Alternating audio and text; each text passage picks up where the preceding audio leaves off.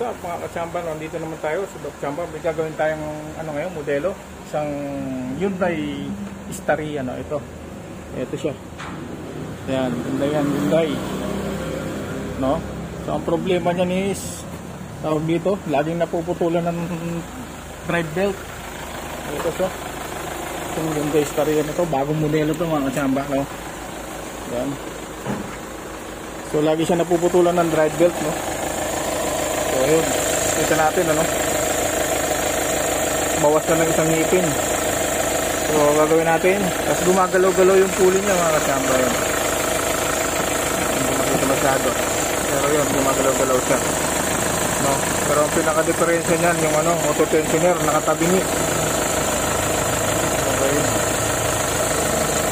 so anin natin yan, tatanggalin natin, mapalitan natin ng papalitan natin ng ng auto tensioner, no, para hindi na magputol-putol yung kanyang fan belt, no. Tatanggalin ko muna, no. Okay.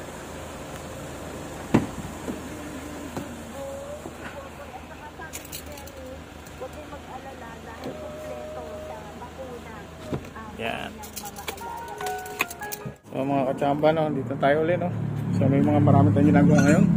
Ito, Mitsubishi Strada, no. Palit ng timing belt to. Yan, nakalas-kalas na namin yan. Na yan, okay na yan, napalitan na yan. Nakalas na, bibili na lang ng pyesa yan. Tapos dito tayo sa natin, main course, yung sa Staria, no. Ito na siya. So nakalas ko na yung nito, auto tensioner, no. Itong naging course niya mga kachamba. Yan, no. Nagkaroon na ng guhit, oh. Tabingi na kasi siya, Ayan, kaya lagi nagpuputol ng belt. Ayan, dito tayo sa maliwanag yan, sumasayad na siya rito, pinakailalim kasi tabingi.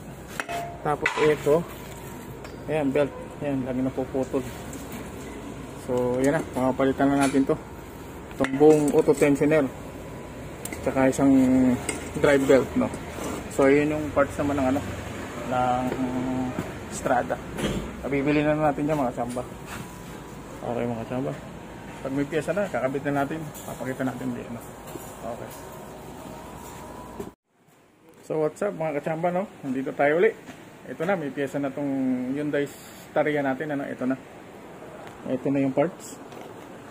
Ayan, original yung parts natin. Yan yung part number ng ng auto tensioner, bago. Yan, so ito yung luma nating auto tensioner. So makikita natin yung diferensya mga kachamba, no. Tingnan nyo to, pansinin nyo to, no. So yung kabila is itong part na to is medyo mababa, no. Tsaka tabingi siya talaga, no. Tabingi. Ito yung ating bago, pantay na pantay, walang ano. So mukhang itong magiging sirain sa Hyundai Staria, no, ang kanyang auto tensioner, no. So tapos ang belt naman natin, pag original, ito yung niya, yung kanyang part, yung sukat, no, 6PK 2411. Yan yung original na drive belt, no. Yan sa Hyundai. Pero pagka replacement ang gates, yan, no. Ito yung ito yung pwede, yung kasukat, no, 6PK 2413. So ito yung ating ikakabit na gates na brand, replacement lang, no.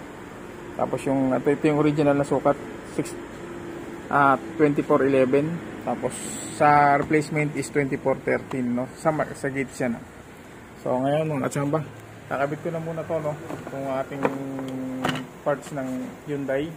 Tapos pagka tapos na, papakita natin ulit, no. Okay. So ito na mga kachamba, no, naikabit na natin yung yung drive belt. Ito na siya. Yan, kita natin.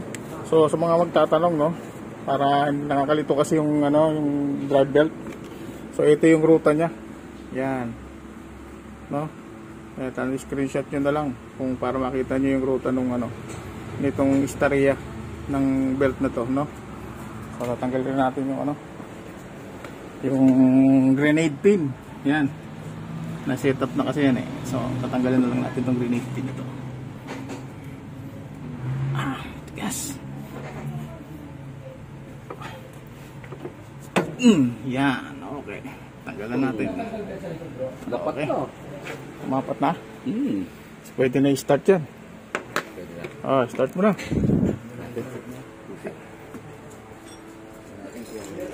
May gewang pa yung ano. Yan. Kaya i-start na ni Boss Alan. Yan. Kasama sa vlog yan. So mukhang magiging sirain lagi dito itong magiging sakit nitong starya nito is Sige! Start! So yun mga kachamba. Yan na. Okay na.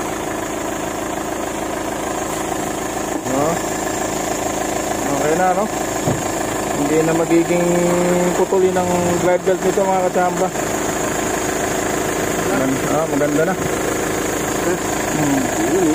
Dapat tayo na, oh. Okay na.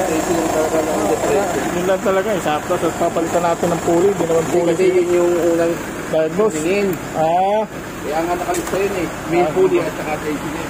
Okay. So, okay na mga kasama, good na yung natin. Okay, babalik na lang natin itong yung ganyang wheel well. Okay. Good na to. Matsamba na natin. Subscribe kayo sa YouTube channel natin.